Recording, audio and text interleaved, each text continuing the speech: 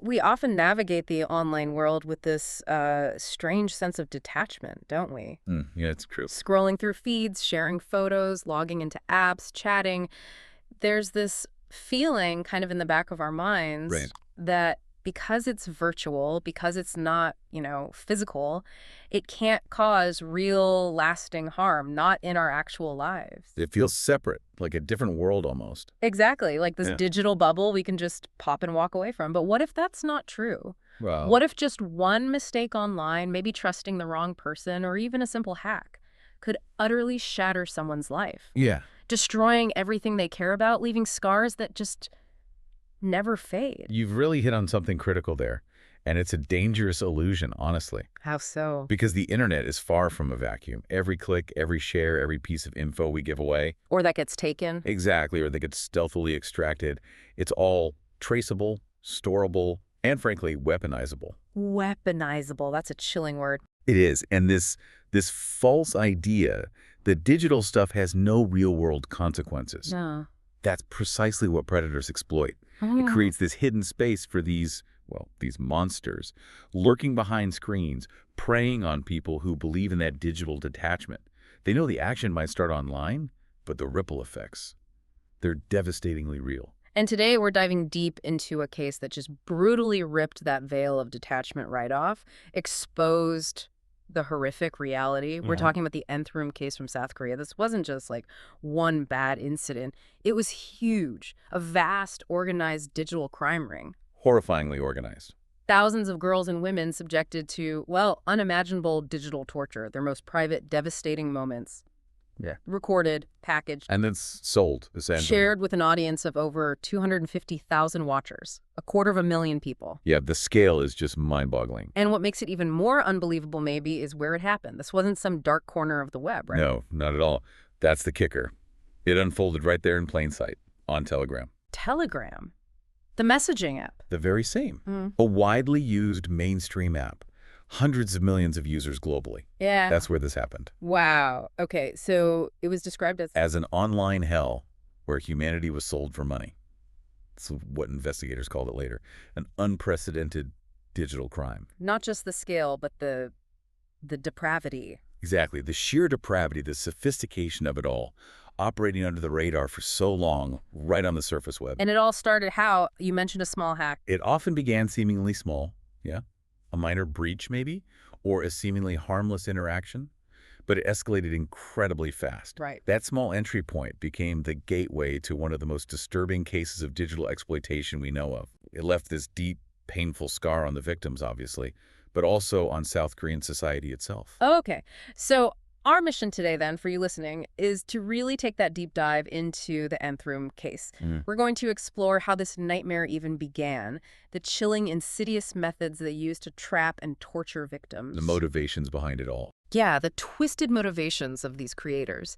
And crucially, the lasting scars on individuals, families, society. We need to understand the how and the why. And by the end of this, you'll hopefully gain a much deeper understanding of, well, digital vulnerability today. It's everywhere. Right. You'll see the sophisticated tactics these online predators use, and maybe most importantly, grasp the dark potential of technology in the wrong hands. So we're unpacking this whole complex, very difficult story. Yeah, to give you insights into how it worked, maybe how to spot warning signs, think about prevention, and understand those broader societal implications that are still being felt. It's about arming yourself with knowledge. Okay, let's set the scene. How did this even begin? I mean, picturing dark web level stuff. Right. Atrocities you associate with the absolute hidden corners of the internet. Yeah, Tor browsers, hidden markets. Exactly. But happening on an app you might use every single day, that's the Telegram part, right? Precisely. Telegram. By some counts, the 6th most downloaded app globally. Hundreds of millions of users. For just normal communication, group chats. Everyday stuff. Yeah. Sharing files. And it's built on this idea of strong encryption. User privacy is paramount for them. So when the authorities got a tip. Yeah, when Korean police received intelligence about dark web-level activities happening there on Telegram. It must have sounded crazy. It did. Their initial reaction was profound skepticism. Disbelief, really. Because it just didn't fit the profile. Exactly. The idea of such extreme acts, Systematic exploitation, real-time torture happening on a mainstream app known for privacy. It just didn't compute. Their model was, the stuff happened deep underground online. But they looked into it. They had to. Yeah. And their deeper investigation confronting those assumptions confirmed the horrifying truth. It wasn't just happening. It was widespread, brutal, highly organized, more than they could have imagined. So traditional methods weren't going to cut it. No way. They realized they had to go deep, go undercover. Wow. That must have taken incredible courage. Immense courage, resilience. They had to infiltrate these chat rooms, these Telegram groups. They basically walked into what they later described as digital torture chambers. Exactly. And that phrase, it's not hyperbole, it captures the reality. So these weren't just like groups sharing bad stuff. No, far beyond that. Yeah. These were systematic, sophisticated operations designed for digital enslavement and abuse. Actively run. Actively orchestrated. Yeah. They twisted the very features of Telegram, the privacy, the encryption, the large groups, with little oversight into tools for this. Creating a hidden ecosystem right there on the surface. Pretty much. An ecosystem where victims were controlled, forced into degrading acts, self-harm, and then paraded before a paying audience, turning a communication tool into an instrument of exploitation. It's terrifyingly ingenious in a dark way. Okay, let's really unpack this. How did they ensnare so many victims? Thousands of girls and women. It just seems astronomical. It wasn't random. It was a meticulously crafted strategy. They deliberately targeted the most vulnerable. Like who, specifically? Predominantly minors, schoolgirls, college students, people who maybe have more social anxiety, rely more on online validation, maybe less critical filtering online. Makes sense. But also working women, too.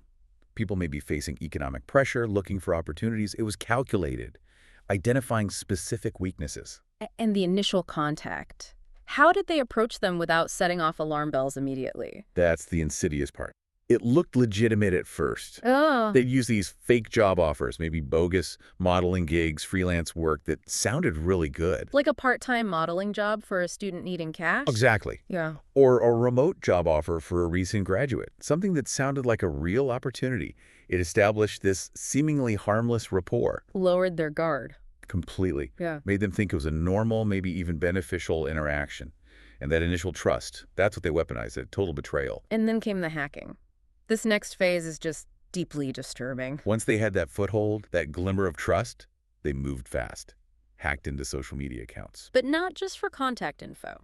No, they were deep mining, extracting the most personal stuff, private chats, intimate photos, sensitive videos, anything that held a secret, a vulnerability. Anything they could use. Precisely. This stolen data became the linchpin, the ultimate tool for coercion. Blackmail. Ruthless blackmail, turning the victim's own life against them. The threats were specific, terrifying. We'll leak this to your family. You'll lose your job. We'll ruin everything. The psychological impact? Unimaginable. It wasn't just embarrassment. It was the threat of total destruction. Social life, future, safety, identity, complete paralysis from fear. Correct. Completely trapped. Their own private moments, their connections, weaponized. It shows that digital safety isn't just about passwords, right? It's about realizing how emotional data, intimate data, can be used as a weapon. And the blackmail didn't stop at threats. It got worse, much worse. It escalated quickly into demands for these horrific acts. Forced nudity was just the start. Oh, yeah. They were coerced into self-harm, carving slave onto their bodies with knives. Oh, my God. Needle incisions in private parts. Public humiliation tasks designed to just break them. The level of depravity is hard to grasp. And they had to prove it. Yes, rigorously prove it, often through live streams, video calls, recordings. Which were then shared. Immediately uploaded and shared in the chat rooms. Yeah. Subjecting them to this digital audience of hundreds of thousands. Their most painful moments, broadcast for profit and pleasure. And these slave contracts, what were they? Chillingly effective psychological control. Not legally binding, of course. But psychologically. Devastating, like symbolically signing away their entire life, their autonomy. Especially for the minors, who didn't grasp the full horror, the lack of any real legal standing.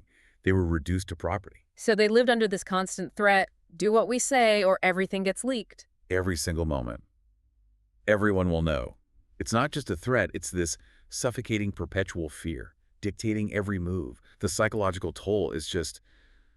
yeah, almost unimaginable. Okay, so this whole digital underworld, it wasn't just one thing. It had layers, right? These different rooms, Doctor rooms and Nth rooms. That's right. Two main types, each with its own administrator, its own sort of operational model, reflecting different motivations. Let's start with the doctor rooms. Who's behind those? Administered by someone known as doctor, or sometimes box in Korean, these were notably expensive. Expensive. Yeah, membership fees were high, ranging from, say, $150 up to over $1,200, Wow. depending on the level of access you wanted. Higher fees meant more explicit content, basically. Well, And crucially, payments. all paid in crypto, Bitcoin, other cryptocurrencies, a deliberate tactic to obscure the money trail, make it incredibly hard to trace. So the doctor's motivation seems pretty clear then. Yeah, almost purely financial. It was a business, a grotesque, horrific business. Focused on profit. Maximizing profits, scaling the operation, this tiered subscription model. The cruelty was a means to a financial end. Okay, but then the Nth rooms, they were different. A different beast entirely, yes. Even more chilling motivations there. Nth meaning endless. Exactly. Signifying no limits. No limits to the torture, the depravity, the escalation. These rooms were seen as more personal, more exclusive. Housing the worst of the worst. The absolute most disturbing, gruesome videos, and the level of torture just kept escalating. Every new video had to surpass the last one in depravity. A constant escalation. Deliberate escalation, designed to feed this insatiable appetite for extreme content among the watchers. And the creator of these Nth rooms, God. His motivation wasn't money. Not primarily, no. Yeah. And that points to a different, maybe even more disturbing psychology. So what was driving him? For God, it was described as a twisted passion. Passion. Yeah, a pursuit of perverse pleasure, absolute control over victims, and this narcotic high he got from inflicting pain, ruining lives, immense power, and sadistic satisfaction. He saw it as a grotesque form of self-expression, not just a way to make money. And the Nth rooms were the most popular. Consistently the most in demand, precisely because of the extreme content.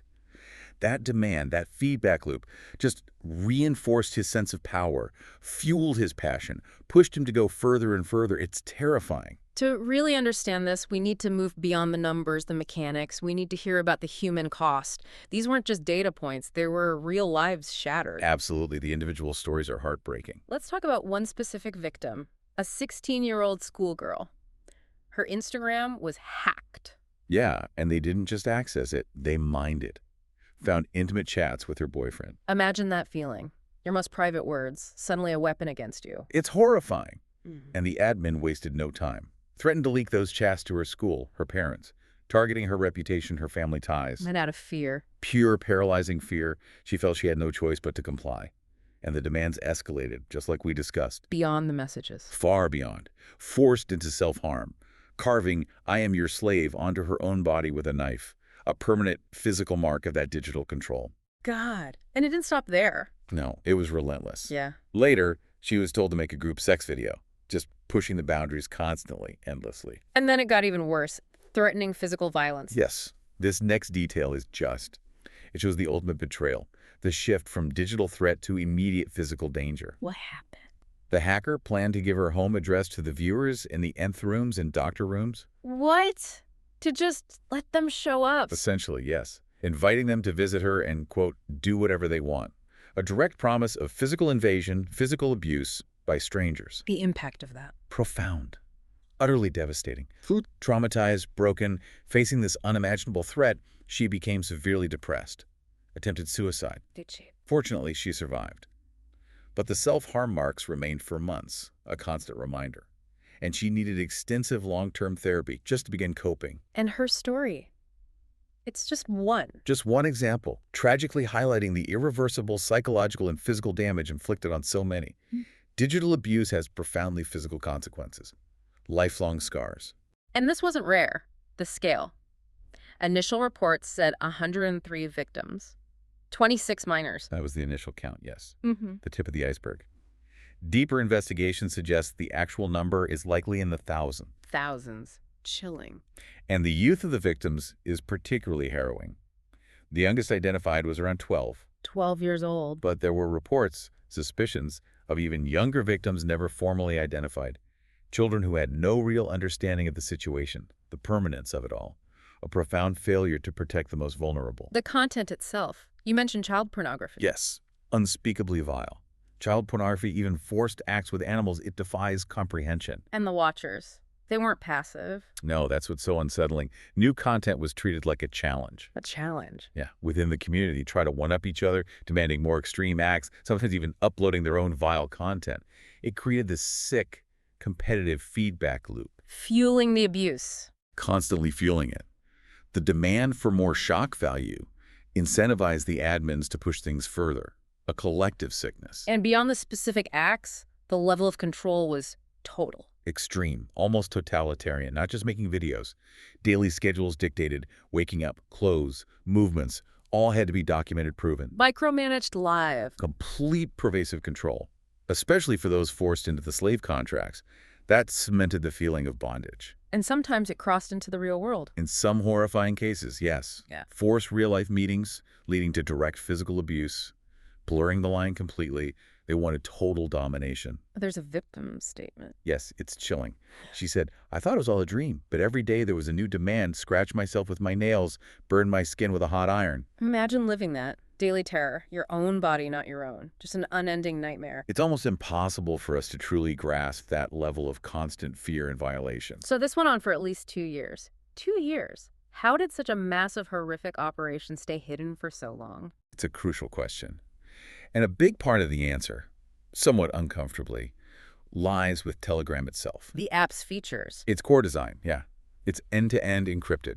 Conversations, file shares, they're secret. Authorities can't read them. Telegram can't read them. Privacy is their big thing. Extremely strict privacy policy, decentralized, largely unmoderated. That combination made it incredibly easy for these guys to share horrific content, run huge private channels, coordinate everything without immediate detection. Creating a safe haven, unintentionally. Exactly. It raises that tough question about platform responsibility. How do you balance privacy with preventing extreme harm when the platform design itself makes monitoring so difficult? And the perpetrators themselves were smart. They weren't amateurs. Incredibly cunning. Sophisticated evasion tactics, multiple accounts, VPNs to hide IP addresses. Making them untraceable online. Pretty much. And the payments, as we said, all crypto. No clear financial trail. This was a well-thought-out, digitally fortified operation. God, the Nth Room creator, he was particularly careful. Meticulous. He admitted later he never used his personal phone for any of it. Smart. All money moved via gift vouchers, not direct crypto transfers. Even more anonymous. He even claimed, chillingly, that if he ditched a second phone when arrested, they might have had no hard evidence linking him to the Nth Rooms. Wow. Their biggest rule was, don't get caught.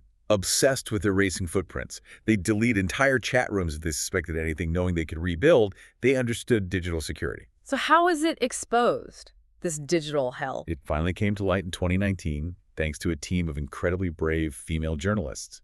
Team Flame. Not a big news organization. No, basically 2 university students and their lead reporter. Grassroots investigative journalism at its most impactful. What did they do? They went deep undercover. Created fake mail accounts, joined the rooms, talked to admins, and crucially, listened to victim stories. Dangerous work. Incredibly dangerous. Emotionally draining. They systematically collected evidence, screenshots, logs, testimonies, built an irrefutable case. And when they released it? It was a bombshell, broadcast across South Korea. The public outrage was immense, a tidal wave. Especially that number, 250,000 watchers. Yeah, the realization that 1 in 100 Koreans might be involved. Yeah. That sparked a firestorm. Fury, disbelief, a sense of deep societal complicity. People demanded action. Millions signed petitions, demanding not just arrests, but that the names of everyone involved, watchers included, be revealed.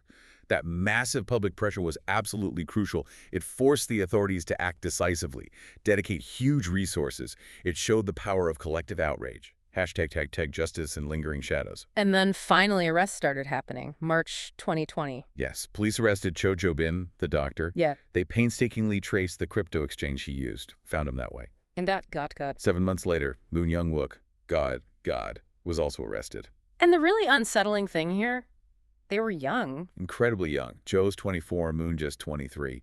It really challenges stereotypes about who orchestrates these kinds of massive, brutal crimes. Not the image you might have. Not at all. And alongside them, 17 others were arrested. Some minor admins, too. It showed the network's reach and how young people could get sucked in or even lead it. Cho Jo-bin's public statement, that's weird, right? Deeply unsettling.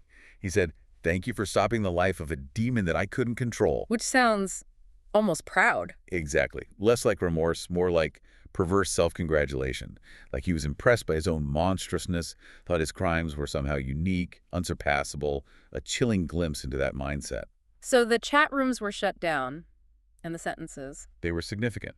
Cho Ju-bin, the doctor, got 42 years in jail. Moon Young-wook, God, received 34 years. Yeah. Landmark sentences for digital crimes in South Korea. But the damage, Yeah. obviously irreversible. Completely irreversible for the victims. Counseling was provided, sure, but the psychological scars, they run incredibly deep. Lives ruined. Many quit jobs, couldn't face the world, families broke apart, countless victims suffering severe PTSD, anxiety, depression, and the whole case left this deep stain on society.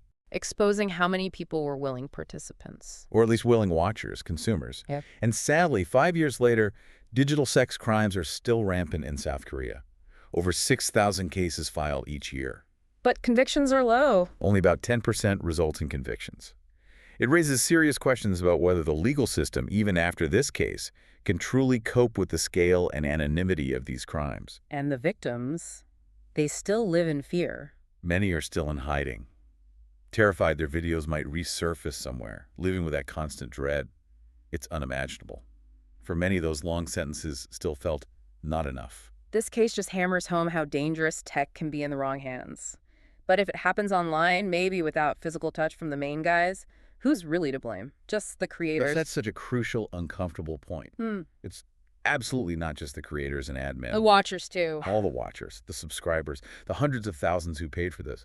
They are all deeply culpable. They actively fueled the demand. Their viewership, their money, implicitly approved it. It provided the incentive for the torture to continue to escalate. Their participation was essential. Without that demand, the whole horrific ecosystem collapses. Their role is integral to this collective digital evil. They weren't passive bystanders. They were active participants. Hashtag outro. Well, okay. This deep dive into the Nth Room case, it really reveals this chilling intersection, doesn't it? Digital anonymity, human depravity, and just sophisticated exploitation. We've seen how one mistake online, just a moment of vulnerability, can spiral into a lifetime of trauma, leaving scars that just don't heal. Yeah. And how that pursuit of control, twisted pleasure, profit, how it can manifest in the most horrific ways imaginable, turning everyday tech into torture devices. And what's profoundly unsettling, I think, is that power of anonymity combined with the allure of control online. Right. The creators, God, and Doctor, they wanted the world to see their work, the abuse, but they desperately wanted to stay hidden themselves. Protected by encryption, by cunning. Which leaves us with a question, doesn't it, for everyone listening? A really important question, I think. In this world where some people will do literally anything for perverse validation, for power, or just to indulge a corrupted mind, how do we navigate that? How do we manage the hidden dangers online? Yeah. How do we protect ourselves? And maybe just as importantly, how do we help cultivate an environment where these dark desires just can't thrive, where there's no space for them? Vigilance, I guess. Always be vigilant about who people truly are online, not just the face they present. Stay safe, stay aware, and never, ever underestimate the real-world impact of what happens in the digital space.